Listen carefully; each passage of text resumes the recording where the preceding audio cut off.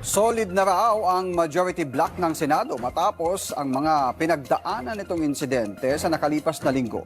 Para sa isang political strategist, ito rin ang posibleng dahilan kung bakit mahihirapan daw ang minority na i-convict si VP Sara sa impeachment case nito. Narito ang political update ni Joash Malimban. Tila hindi raw sasapat ang boto sa Senado para makonvict si Vice President Sara Duterte. Yan ang pananaw ng political strategist na si Lito Banayo.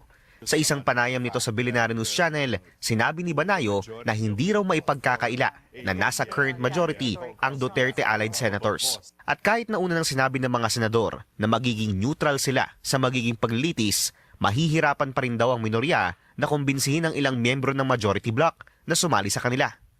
Matatandaan kasi na kailangan ng 2/3 of the whole upper chamber o katumbas ng 16 na senador na boboto laban kay VP Sara para tuluyan itong makonvict. If you're going to change leadership again, you have a 12 versus 11.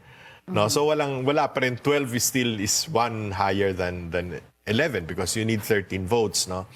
Nag-harden na yun kasi they went through the crucible of so much shall we say, demolition from so many quarters, both traditional media, social media, and the so-called political analysts. In the case of Lauren and Alan, even their alumni, no, school alumni. No? So, syempre, laging sama-sama na tayo, panindigan na natin ito.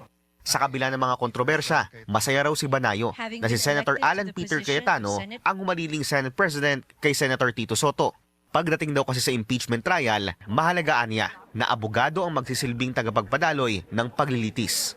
When we had the impeachment of President Erap, no, it was presided over by Chief Justice Hilario Davide and Senator Nene Pimentel, both of whom are seasoned lawyers. No?